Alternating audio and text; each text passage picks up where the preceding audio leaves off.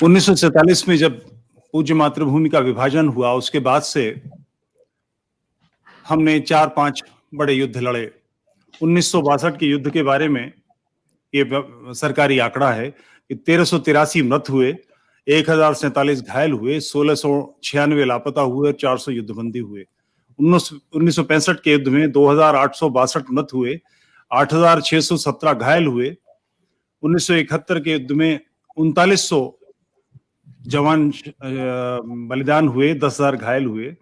कारगिल के युद्ध में 500 सैनिक मारे गए। इन सारे युद्धों में सैनिक लड़े, नागरिक इसकी चपेट में कहीं इधर उधर इक्का दुक्का आ गए हों, मगर इनका इससे कोई संबंध नहीं था। अब प्राचीन युद्धों की बात की जाए, 1301 में अलाउद्दीन ने रणथंभौर पर आक्रमण किया, राव हम्मीरदेव वीरगति को प्राप्त हुए, हजारों स्त्रियों ने जौहर किया। 1303 में अलाउद्दीन खिलजी ने चित्तौड़ पर आक्रमण किया, योद्धा वीरगति को प्राप्त हुए, शीतल देव जी की पत्नी के साथ 1600 स्त्रियों ने जौहर किया। 1534 में गुजरात के बादशाह ने चित्तौड़ पर आक्रमण किया, राजमाता कर्णवती 13,000 स्त्रियों, आचार्यों, ब्राह्मणों के साथ जौहर कर गईं। फिरोज शाह तुगलक ने रावल दूदा पर आक्रमण किया, त्रिलोकसी की भाटी सरदार मारे गए, जौहर हुआ। अकबर ने चित्तौड़ पर आक्रमण किया, जयमल फत्ता बलिदान हुए, फत्ता सिसोदिया की पत्नी फूल कुंवर 700 रानियों के साथ बलिदान हुई। जैसलमेर में जौहर हुए, गागरोल में जौहर हुए। हमेशा युद्ध हिंदू राजा भी मुस्लिम राजा पर आक्रमण करते रहे हैं, कोई नई बात नहीं है, मगर स्त्रियां, बच्चे, नागरिक उसकी चपेट में कभी नहीं आते थे। भारत में ये पहली बार ऐसे आक्रमण हुए जिसमें चपेट में स्त्रियां आती थीं और उनकी इतनी दुर्गति होती थी कि जीवित जल जाना उन्होंने स्वीकार किया। इतिहास में पूरा चैप्टर वाइप आउट है। हमें कहीं साके के बारे में, जौहर के बारे में कोर्स में नहीं पढ़ाया जाता।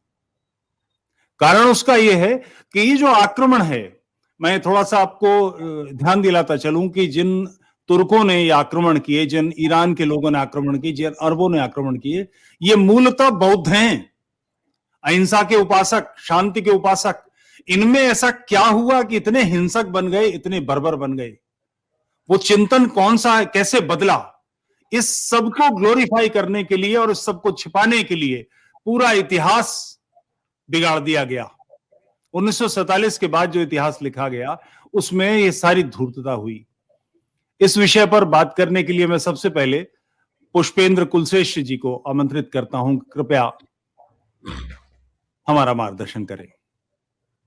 तुफैल भाई, संजय भाई, नीरज भाई, आपका बहुत बहुत धन्यवाद, शुक्रिया कि आपने ऐसे महत्वपूर्ण विषय पर, जिसके बारे में देश में लोग चर्चा करने से थोड़ा सा कतराते हैं, ऐसे विषय पे आपने साफ साफ शब्दों में अपनी बात रखी है। मुझे लगता है कि आपने जो इसकी भूमिका दी तुफैल भाई, उसकी जड़ में एक बात है कि हिंदू कभी लड़ा नहीं, हिंदू की सेनाएं लड़ी, हिंदू राजा लड़े, लेकिन हिंदू आम जनता जो थी वो कभी भी किसी के प्रतिकार में बाहर नहीं आई। और उसकी एक जो आपने 47 से इतिहास में ले गए आप, तो इतिहास से मैं 47 तक अगर आता हूं तो आज भी भारत का सनातनी हिंदू किसी समस्या से एक सामाजिक तौर पे नहीं लड़ना चाहता, एक सामूहिक तौर पे नहीं लड़ना चाहता। वो चाहता है कि उसकी लड़ाई पुलिस लड़े, उसकी लड़ाई सरकार लड़े, उसकी लड़ाई जुडिशरी लड़े। और यही वजह है कि सरकारें आई, सरकारों ने अपने नफे नुकसान के हिसाब से काम किया, लेकिन समाज कभी भी संगठित नहीं हो पाया, समाज कभी उन खतरों को समझ नहीं पाया, और समाज ने कभी उसकी एक चुनौती के रूप में प्रतिकार नहीं किया। लिहाजा सरकारें के बल पे रहना और फौज के बल पे रहना और पुलिस के बल पे रहना, ये हमारे एक तरीके से कहने जनरेशन टू जनरेशन हम इस तरफ आए। और इस दरमियान में एक जो दो बड़ी बातें हुई वो ये कि एक तो खास तौर से हमारे अपने समाज के लोगों ने, जितनी भी आप ये कह सकते हैं कि जो हमारे ऐसे पुरुष थे या ऐसे हमारे महान लोग थे जिनसे हमारे अंदर एक पुरुषार्थ की भावना जागती है, एक सम्मान की भावना जागती है, हमने उन्हें मिटा दिया। और तमाम वो लोग जिन्होंने उस समय के साथ कंप्रोमाइज कर दिए, सर्वाइवल की लड़ाई लड़ी कि भाई हम थोड़ी देर के लिए सर्वाइव कर जाएं, फिर हम कुछ और करके सर्वाइव कर जाएं, तो तिलक मिटा करके सर्वाइव किया, लोगों ने चोटी हटा के सर्वाइव किया। तो धीरे धीरे अब हमारी एक इस तरीके की नियति बन गई है कि हम खुद न खोना चाहते हैं और न जिंदा रहने के लिए मरना चाहते हैं। लिहाजा आज की परिस्थिति में हम देखें कि भारत के अंदर अगर आप देखें तो इस्लामिक राज जो है, मैं मानता हूं आज भी पूरे जोर और एलानिये के साथ चल रहा है। और हम भारत के वासी आज भी क्षणिक तौर पर किसी घटना पे प्रतिक्रिया देना या किसी के एक्शन पे रिएक्शन देना ही अपना हिंदुत्व या सनातनी समझते हैं। और हमें हमारे राजनीतिज्ञों ने ऐसे ऐसे नैरेटिव दिए। मैं बार बार एक बात कहता रहा हूं तुफैल भाई कि राज्य में और राष्ट्र में फर्क होता है, और हम राज्य की शक्तियों को ही अपनी और राष्ट्र की शक्तियां समझ लेते हैं। राष्ट्र को समाज चलाता है, राष्ट्र सरोकारों से चलता है, आस्थाओं से चलता है, आपके ट्रेडिशन से चलता है, वैल्यूज से चलता है। लेकिन राज्य जो है वो संविधान से चलता है, उसमें फौज होती है, पुलिस होती है, उसमें जुडिशरी होती है। तो हम इन तमाम जितने भी एपरेटस हैं राज्य के, उसको अपना समझ बैठते हैं और वो कभी आपका अपना नहीं होता।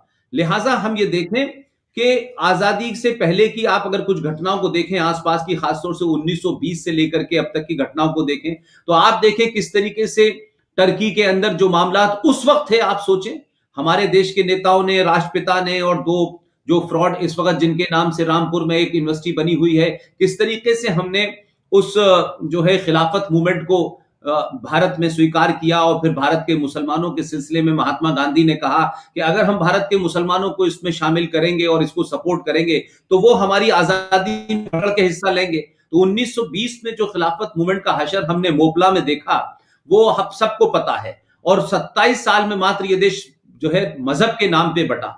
लेकिन आज भी वो कितने बड़े बड़े हिंदू संगठन हो, हिंदूवादी हो, आज भी हम बार बार एक ऐसे सच्चे नैरेटिव को नकारने के लिए कहते हैं हमें अंग्रेजों ने बांटा और हमें आपस में फूट डाली और हम बट गए।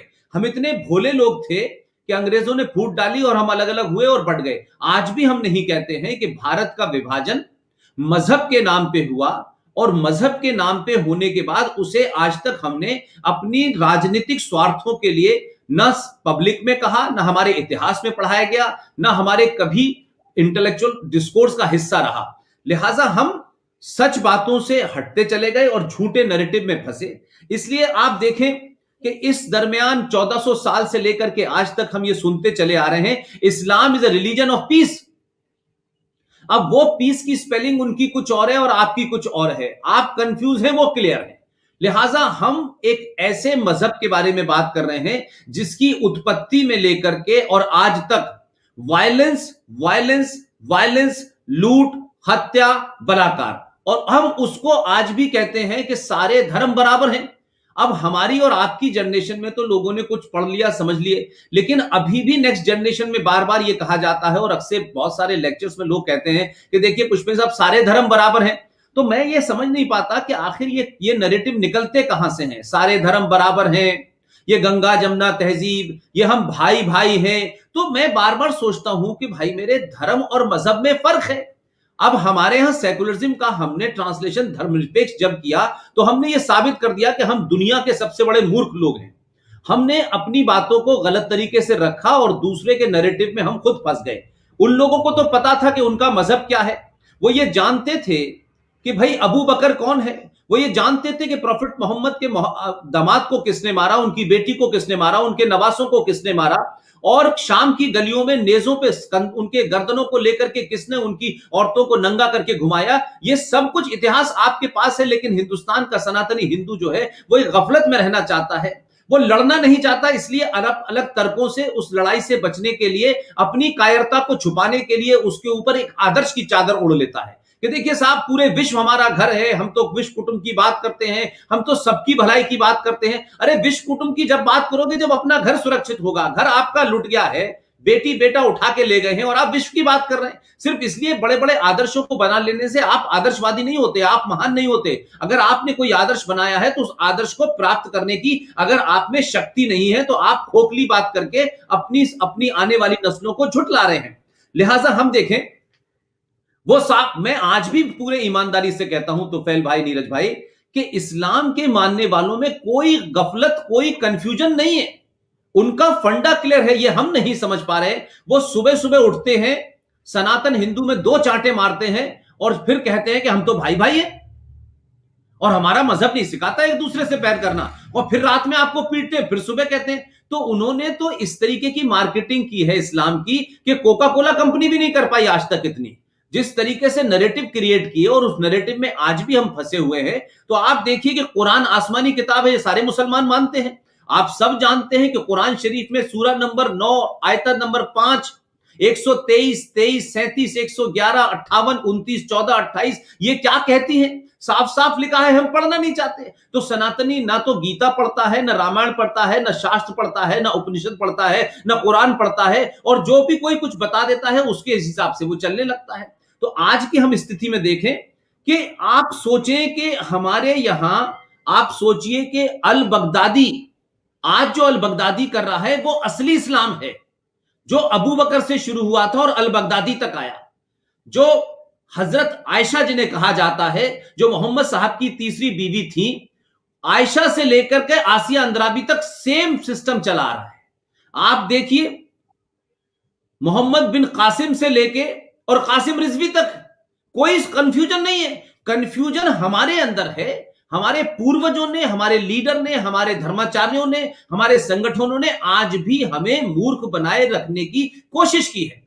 लिहाजा मैं नहीं समझता कि अगर ईमानदारी से इस देश में कोशिश होती कि हिंदू समाज को, किसी के खिलाफ नहीं, लेकिन हिंदू समाज क्या है, हम कौन है, कहां से आए हैं, क्या हमारी बैकग्राउंड है, क्या हमारी संस्कृति है, क्या हमारे आदर्श हैं, इस पे जब भी चर्चा होती तो मैं नहीं समझता था कि आज हम जिस मोड़ पे खड़े हुए हैं कि दुनिया का एक ऐसा ऐसा ऐसा धर्म जिसने ज्ञान विज्ञान बांटा हो, दुनिया को रास्ता दिखाया हो, आज वो खुद इतने अंधकार में रह रहा है कि बौने और बौनों के बौने और गुलामों के गुलाम आप पे राज कर रहे हैं और खुलेआम कर रहे हैं। और आप सिर्फ उनसे समय बाय करते हैं कि देखिए साहब, कश्मीर में किसी तरीके से सरकार बन जाए तो हम उसको किसी तरीके से खुश कर ले, और वहां मुसलमान खुश हो जाएंगे तो फिर वो हमारे साथ रहेंगे, वो पाकिस्तान के साथ नहीं रहेंगे। लेकिन उनका एजेंडा इतना क्लियर है कि अगर उनका कुछ दिन के लिए एक आदमी गृह मंत्री बना, उसने बिना कुछ सोचे समझे 2 दिसंबर 1989 को शपथ ली और 19 जनवरी 1990 को उसकी देखरेख में तमाम लोगों ने मिलकर 5.5 लाख कश्मीरी हिंदू पंडितों को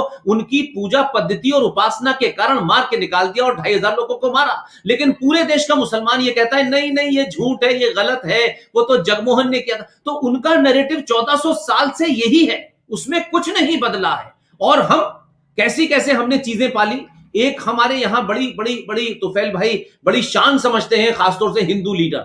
भाई देखिए, मोहम्मद इकबाल ने कहा था इमाम हिंद है राम। अब किसी से ये पूछो कि इमाम हिंद है राम, ये मोहम्मद इकबाल ने कहा था, जिसके पूर्वज सपरू थे।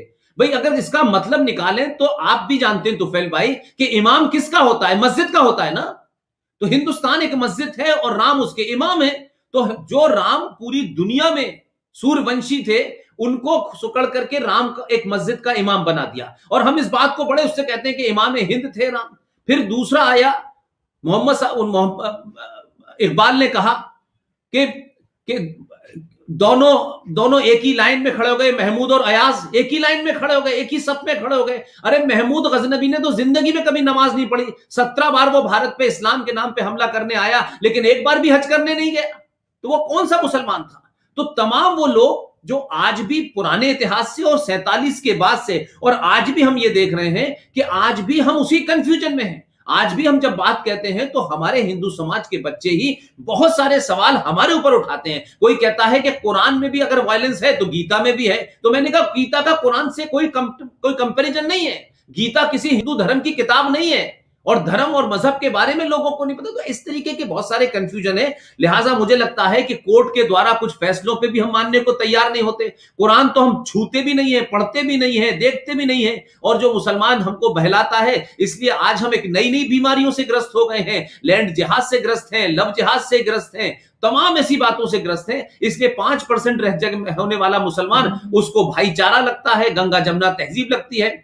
तब वो बात एपीजे अब्दुल कलाम की करता है, तब वो बिस्मिल्लाह खां की बात करता है। 15% में वो रामपुर हो जाता है, और 40 और 50% में वो कश्मीर और केरला और कर्नाटक बना देता है। तो कंफ्यूजन हमारे अंदर है। लिहाजा इस्लाम की बर्बरता को जिस खूबसूरती से 1400 साल से मार्केटिंग करके बेचा गया है, जगह जगह बेचा गया है। उसकी मुकाबला अभी मल्टीनेशनल कंपनीज भी नहीं कर पा रही हैं। फ्रांस में क्या हो रहा है, अमेरिका में क्या हो रहा है, इंग्लैंड में क्या हो रहा है, ऑस्ट्रेलिया में क्या हो रहा है, कर्नाटक में क्या हो रहा है, दिल्ली में क्या हो रहा है, अलीगढ़, रामपुर, मुरादाबाद में क्या हुआ, लेकिन आज तक एक कोई सच्चा ईमानदार मुसलमान नहीं मिला जो बार बार कुरान का हवाला देता हो कि एक इंसान का कत्ल इंसानियत का कत्ल है। भाई ना इंसान मिल रहा ना इंसानियत मिल रही, पूरी दुनिया में हैवानियत फैला रखी है, उसके बावजूद भी ये मार्केटिंग चल रही है। और आज भी दुनिया का सबसे पुरानी संस्कृति और सभ्यता के मानने वाले लोग उस नरेटिव में फंसे हुए हैं। ये मेरा ओपनिंग रिमार्क है तोफैल भाई।